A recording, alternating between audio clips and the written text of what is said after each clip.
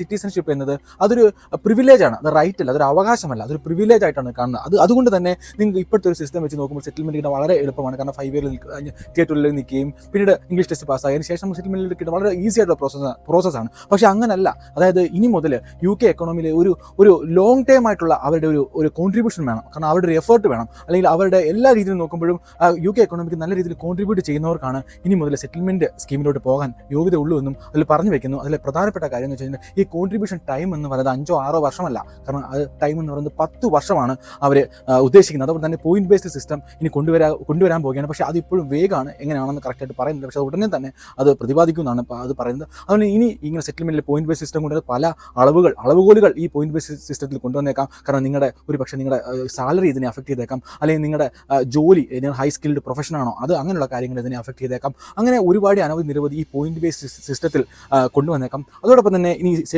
സിറ്റിസൺഷിപ്പിലൂടെ വരുമ്പോഴും പിന്നെ ഞാൻ എടുത്തു പറയേണ്ട ഒരു വാക്കാണ് UK സിറ്റിസൺഷിപ്പ് എന്നത് പ്രിവിലേജ് ആണ്, അതൊരു അവകാശമല്ല.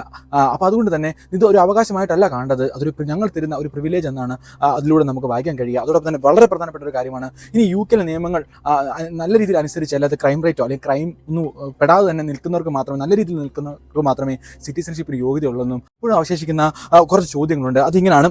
അതായത് നിലവിൽ വിസയുള്ളവരെ ഈ പോയിന്റ് ബേസ്ഡ് സിസ്റ്റം അഫക്റ്റ് ചെയ്യേണ്ട പ്രധാന കാര്യങ്ങൾ എന്ന് പറയുന്നത് ഇത് എന്നു മുതൽ ഇത് കൊണ്ടുവരും. ഇനി ഇപ്പോഴത്തെ നിങ്ങൾ UKയുടെ റീസെൻ്റ് ആയിട്ടുള്ള പല മാറ്റങ്ങളും നമ്മൾ വെച്ച് വാർത്ത ചേർത്ത് വായിക്കുമ്പോൾ നമുക്കറിയാവുന്ന കാര്യം എന്ന് വെച്ച് കഴിഞ്ഞാൽ അതായത് എന്ത് നിയമമാറ്റങ്ങൾ വന്നാലും നിലവിലുള്ളവരെ ഒഴിവാക്കുകയും പിന്നീട് ഒരു പ്രത്യേക ഡേറ്റ്, ഒരു പർട്ടിക്കുലർ ഡേറ്റ്